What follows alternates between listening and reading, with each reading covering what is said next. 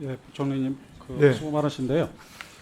오늘 어저께인가요? 프랑스에서 부자 정세한 건 알고 계시죠?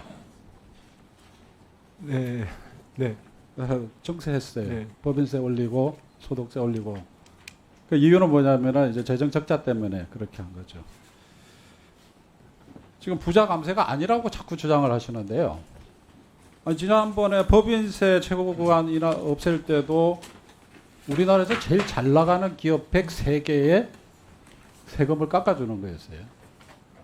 그 다음에 상속세 부분도 30억 이상을 상속할 수 있는 사람들 그 구간을 없애서 세금 깎아주는 거잖아요. 팩터가 부자들 세금 깎아주는 건데 자꾸 부자 감세가 아니라고 주장을 하시나요? 근데 이제 부총리께서 논리는 있죠. 경제에 도움이 될 것이다. 경제 활력을 가져올 것이다. 이 주장을 하시는 거잖아요. 그렇죠? 네. 근데 그 부분에 있어서는 진짜 논쟁적이에요. 예를 들어서 미국 같은 경우에도 이 소위 감세를 통한 낙수 효과를 주장하는 논리에 대해서 그거는 경제학도 아니다. 이렇게 주장하는 경제학자들도 있어요. 알고 계시죠? 네. 그만큼 논쟁적인 거죠. 제가 보기에는 부총리께서 너무 이 감세를 통한 경제 활성화라는 이 논리에 일종의 신앙처럼 가지고 계신 것 같아요.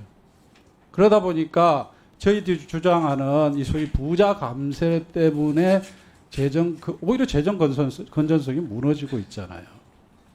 그리고 장기적으로 미래 과제나 어떤 국가의 구조적인 그런 문제를 해결하는 그 재정적 여건을 무너뜨리고 있다고 저희들이 판단하는 거잖아요. 근데 그렇게 좋습니다. 부총리께서 주장을 하신다면 그런데 실제로요 과거를 되돌아보면 기재부는 이 감세에 대해서 입장들이 계속 왔다 갔다 해요. 정권 바뀔 때마다. 물론 뭐 그 정권의 성격에 따라서 그 정권의 어떤 철학에 의해서 입장이 달라질 수는 있죠. 그렇더라도 제가 보기에는 기재부는 좀 중립적이고 합리적인 입장을 가질 필요가 있다고 봅니다. 실제로요. 그 노무현 대통령 때 가장 최근 일로 보면 노무현 대통령 때 법인세를 인하했어요. 근데 나중에 한 3년 있다가 그걸 평가를 했는데 아무 효과가 없다라고 평가가 나왔어요. 기재부 평가입니다. 그리고 미 의회 조사국에서 부시 정부 때 법인세 인하를 한 결과를 평가를 했었어요. 그 조사국의 결론은 뭐냐? 법인세 인하를 했더니 결국 대주주들 손으로 다 들어가더라. 그게 미 의회 조사국의 결론이었습니다. 알고 계신가요? 이 자료는 기재부한테 받았던 자료예요. 기재부가 저희들한테 줬던 자료입니다. 그런 보고들은 안 받으시나요? 아니 뭐 알고 있습니다. 그렇지 않아요? 자, 그러면은 부총리께서 이게 이 감세를 통해서 경제가 살아날 것이다, 경제가 활성화될 것이다라고 주장하시려면은 최소한 우리나라의 경험에 대한 실정적인 평가를 가지고 말씀을 해주셔야 돼요. 여쭤볼게요. 이명박 정권 때 법인세 인하했잖아요. 네. 경제 활성화에 도움이 됐나요?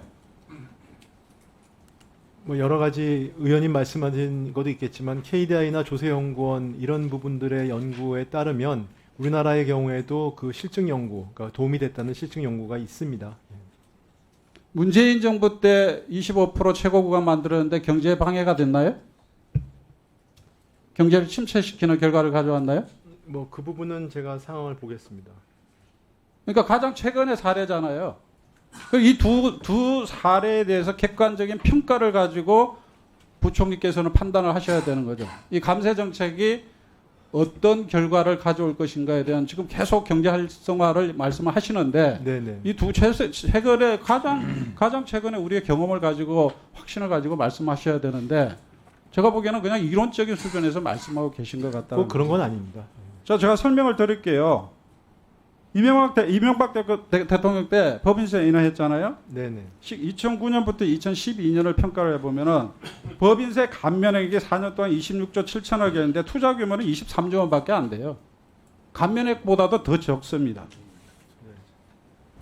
오히려 그 직전 2005년부터 2008년 사이에 투자 총액이 한 33조 5천억 되는데 오히려 그동안에 10조 이상 줄어들었어요. 법인세까지 줄여줬는데. 그래 이게 나중에 어떻게 됐냐면은 사내 유보금으로 다 쌓여버렸어요. 2009년도에 72조였던 것이 2011년도에 165조로 사내 유보금이 늘어납니다. 그래서 나중에 어떻게 된지 아세요? 기업 소득 한류 세제라는 걸 도입하게 되는 결정적인 배경이 됐잖아요. 잘 알고 계시잖아요. 이거는 이 통계를 못 믿는 건 아니시죠? 제가 더 이거는 말씀을 기재부에서 준 네, 자료를 네, 가지고 저도 옛날에 말씀을 준 자료를 가지고 제가 찾아서 말씀드리는 네, 거예요. 그 말씀하시면 저도 말씀을 드리겠습니다. 노무현 대통령 때 법인세 인상했잖아요. 네. 10대 재벌 매출 현황이 대폭 증가했어요. 명목 GDP 기준으로 55.6%에서 58.3%로 오히려 늘어납니다. 이익 잉여금이 33조 455원 11%로 늘어나요. 그러니까 이런 법인세를 인하했음에도 불구하고 오히려 투자는 안 하고 사내 유보금이 늘어난 케이스가 이명박 정권 때의 법인세 인하였고, 문재인 정부 때의 법인세를 올렸음에도 불구하고 오히려 매출은 늘어났고 이익 잉여금도 더 늘어났단 말이에요. 그래서 감세 정책이 경제를 활성화시킬 것이다. 물론 그 기대감을 가질 수는 있어요. 이것을 절대시해서는 안 된다라는 거예요. 오히려 지금 그 절대적인 신념 때문에 우리 대한민국의 재정적 기반을 약화시키고, 지금 아까 인구 정책이라든가 에너지 정책이라든가 이런 부분에 더 많은 투자를 해야 되는데 과감하게 투자를 못 하고 있잖아요. 돈이 없으니까. 저는 그렇게 보는 거거든요. 결국은 뭐냐? 재생에너지도 목표량을 줄이는 거는 다음 정부에서 이거를 늘려야 되는 책임을 떠넘기는 거예요. 결국 미래 세대에다가 이 감세 정책의 결과를 다 떠넘기게 되는 거예요. 제가 보면 대단히 무책임한 정부. 네, 그 의원님 말씀 잘 들었고요. 두 가지만 말씀드리겠습니다. 2009년 법인세 인하 전후를 비교하면 2009년에서 12년 총 투자가 2005년과 8년 대비 146조 원 증가했다는 그런 통계도 저희 가지고 있고 그런 분석을 가지고 있습니다. 두 번째는 아까 말씀하신 것처럼 법인세를 깎아줬더니 사내유보금이 늘었다. 너무 잘 아시겠지만 사내유보금이 늘고 줄고는 투자가 늘고 줄고하고 관계가 없습니다. 사내유보금이 는 것이 대응 자산이 어디에 쓰였냐가 중요하기 때문에 그 사내유보금이 늘었다는 것만 해서 기업이 투자를 안 했다 이렇게 보실 수는 없다고 저는 알고 있습니다.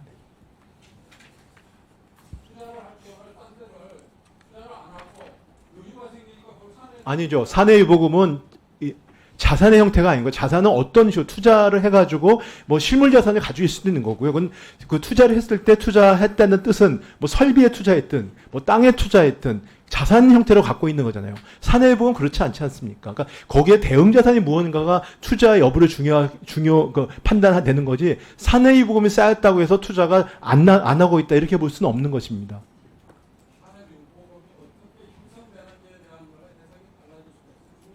어떻게 활용되느냐가 활용되는 방법 중에 하나가 투자인 것이지, 네, 사내유보금이 쌓였다고 해서 투자를 안 하고 있다고 볼 수는 없다는 말씀을 드리는 겁니다.